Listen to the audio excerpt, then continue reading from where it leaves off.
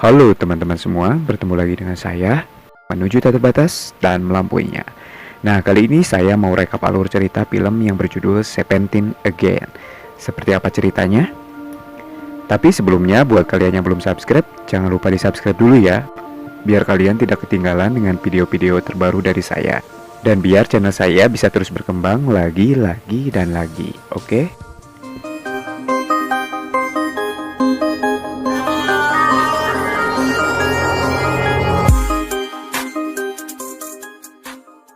Di awal film, kita diperlihatkan dengan pemeran utama kita yaitu Mike O'Daniel.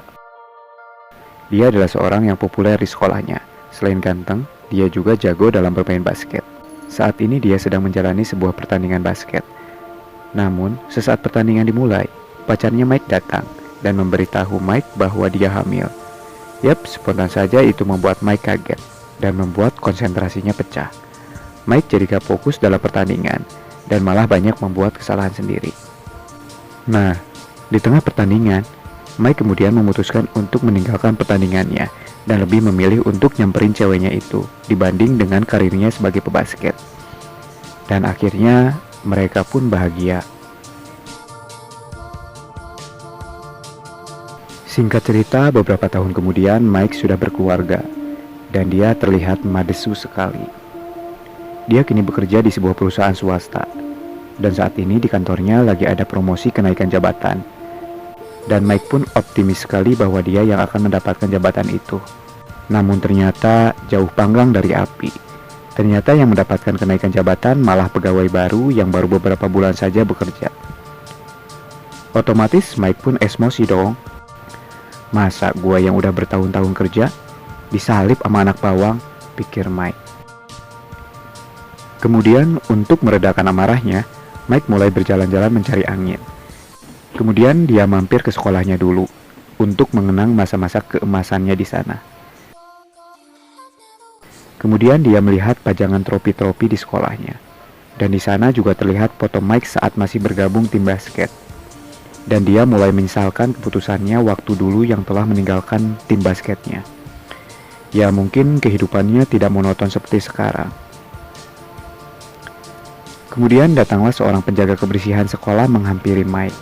Dan hebatnya, penjaga kebersihan itu masih mengenali Mike dan memuji-muji keahliannya dulu saat bermain basket. Kemudian Mike pun mulai terbuka pada petugas kebersihan tersebut dan mengatakan bahwa Mike ingin sekali kembali ke masa lalu. "Apa kamu yakin?" jawab petugas kebersihan. Setelah itu petugas kebersihan tersebut menghilang seiring dengan bel pulang sekolah. Ternyata Mike datang ke sekolah buat jemput anaknya yang sekolah juga di sana. Dan kemudian setelah sampai rumah, dia melihat istrinya sedang gugur rutu sendiri dengan pekerjaannya. Dan terlihat hubungan rumah tangga mereka sedikit berantakan dan diambang perceraian. Singkat cerita, di perjalanan Mike melihat petugas kebersihan sekolahnya sedang berada di pinggir jembatan. Dan terlihat ingin melompat dari jembatan. Mike yang kaget kemudian menghampirinya. Tapi Mike terlambat. Petugas kebersihan itu keburu lompat ke sungai. Dan otomatis Mike pun mencoba untuk menolongnya dengan melompat juga ke sungai tersebut. Dan Mike pun tertarik pusaran air sungainya. Namun untungnya, ternyata Mike masih selamat dan masih di tantayungan. Dan kemudian Mike pulang ke rumahnya dalam keadaan bolokot kulumpur. Kemudian dia mulai bersih-bersih di kamar mandi. Kemudian saat dia melihat cermin, dia kaget. Wajahnya ternyata berubah menjadi muda lagi. Kemudian dia datang ke rumah temannya dan menceritakan semuanya. Kemudian Mike disarankan temannya untuk mencari petugas kebersihan itu. Kemudian Mike pun tancap gas ke sekolahnya dan mulai bertanya ke orang-orang perihal petugas kebersihan sekolah itu. Dan Mike sama sekali tidak menemukannya. Saat Mike mulai merasa putus asa, Mike mendapatkan tanda bahwa dia harus balik lagi bermain basket. Kemudian Mike pulang dan meminta temannya untuk membantunya agar bisa daftar basket di sekolahnya lagi. Kemudian temannya pun membantunya dengan berpura-pura sebagai walinya Mike yang akan mendaftarkan Mike di sekolah itu. Keesokan harinya Mike yang dibantu temannya kemudian mendaftar di sekolah itu.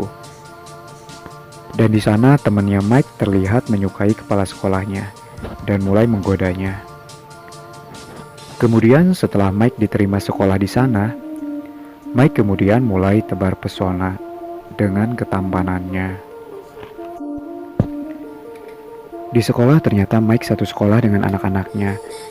Dan saat Mike sedang di toilet, Mike nemuin anak-anaknya yang cowok yang jadi korban bully teman-temannya. Waduh, beda jauh sama bapaknya dulu yang jadi idola sekolah. Anaknya sekarang malah jadi korban bully sekolah. Waduh.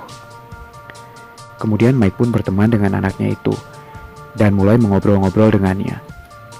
Saat sedang asik mengobrol, Mike melihat anak yang sudah membuli anaknya dia, yang ternyata anak tersebut malah pacaran sama anaknya Mike yang perempuan. Yap, bisa ditebak gimana perasaan Mike saat itu ya. Ketika di rumah, Mike kemudian menceritakan kejadian di sekolahnya kepada temannya, dan dia menganggap dia sudah gagal menjadi orang tua yang baik. Terbukti dengan nasib anak-anaknya di sekolah yang jadi korban bully, dan berbanding terbalik dengan saat dia masih muda. Singkat cerita, Mike pun melatih anaknya main basket. Saat sedang latihan basket, dia bertemu dengan istrinya. Istrinya pun kaget karena temannya anaknya itu kok mirip banget sama suaminya. Ya iyalah, wong itu suaminya sendiri. Keesokan harinya, di sekolah Mike berantem dengan pacar anaknya yang cewek. Karena Mike tidak tahan melihat anaknya disosor di depannya. Ya pastilah ya, gua juga gemes ngelihatnya. Tibalah saat hari pertandingan. Dengan keahlian dan pengalaman Mike memimpin teman-temannya bermain basket dengan baik dan memenangkan pertandingan itu. Dan di lain tempat, temannya Mike pun berhasil mengajak kepala sekolah buat dinner bareng. Suatu ketika, Mike melihat anaknya yang cewek lagi menangis sendirian. Kemudian Mike menghampirinya dan menanyakan keadaannya. Kemudian anaknya pun bercerita bahwa dia diputusin sama cowoknya karena dia hamil. Karma nih kayaknya. Dulu juga kayak gitu tuh si Mike. Cuman kalau si Mike dulu bertanggung jawab. Kalau ini kagak, bangsat banget kan ya. Singkat cerita, Mike dan anak ceweknya itu semakin akrab dan bareng-bareng menghadiri sebuah pesta. Dan ternyata anaknya Mike itu mulai suka sama Mike dan mulai menggodanya. Tapi Mike masih waras dong ya. Dan mulai menghindar dari godaan anaknya tersebut. Ya iyalah, secara dia anaknya sendiri gitu loh. Kemudian tiba-tiba mantan istrinya Mike datang ke pesta itu mencari anaknya. Dan anaknya ternyata sedang berduaan bersama pacarnya. Dan kemudian Mike menemani ngobrol mantan istrinya itu. Karena mungkin terbawa suasana, Mike malah nyosor aja ke mantan istrinya. Ya otomatis mantan istrinya refleks dong menampar Max. Karena kan ya Max dianggap temannya anaknya. Gak sopan dong berarti Max ini. Bukan saja digampar sama istrinya, Max juga digampar berjamaah sama anaknya dan teman-teman anaknya. Nasib. Sudah jatuh, tertimpa tangga nih si Max. Singkat cerita, Max kemudian datang ke sidang perceraiannya dengan kondisi tubuhnya yang masih muda. Dan dia berpura-pura membawa surat dari Max yang dewasa, yang isinya bahwa Max menyampaikan permohonan maaf dari lubuk hati yang paling dalam, bahwa dia sudah salah selama ini, dan tidak menginginkan perceraian ini. Dia sangat mencintainya, dan tidak bisa melepaskannya.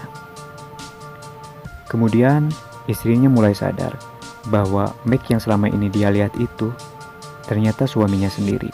Setelah dia mencocokkan foto Mike di buku tahunan. Singkat cerita, hari pertandingan final basket pun tiba. Dan saat itu istrinya dan anak ceweknya pun hadir. Di tengah pertandingan, istrinya kemudian memutuskan untuk keluar dari tempat pertandingan. Mike pun lagi-lagi dihadapan pada pilihan sulit antara istrinya atau melanjutkan karir basketnya. Dan lagi-lagi Mike pun lebih memilih istrinya, dan dia pun meninggalkan lapangan dan memberikan bolanya kepada anaknya. Dia kemudian lari mengejar istrinya, dan tiba-tiba Mike pun kembali ke wujud aslinya, dan langsung menghampiri istrinya, dan mereka pun berpelukan. Ending yang sangat buang-buang waktu. Ya ngapain coba balik lagi ke masa lalu, kalau pada akhirnya ujung-ujungnya gitu lagi. Yap, tapi dari sisi positifnya, kejadian itu membuat cinta mereka berdua menjadi semakin lebih kuat dan memberikan keyakinan satu sama lain bahwa pilihan mereka selama ini adalah pilihan yang terbaik buat mereka berdua. Karena pada akhirnya, hati dan perasaan mereka tetap tidak bisa berubah walaupun sudah diberi kesempatan kedua. Tetap saja pilihan mereka tetap saja itu. Dan film pun berakhir.